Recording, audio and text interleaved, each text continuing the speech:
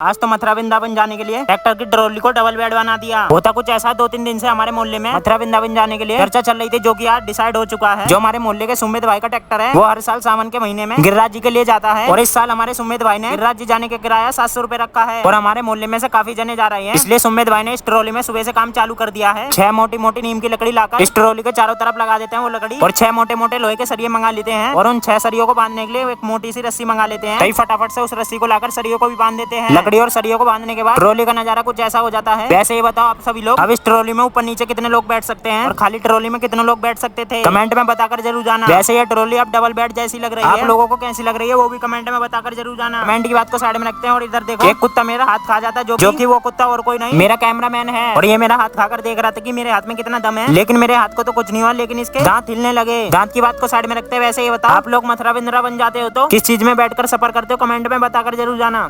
बोलिए जय सीताराम।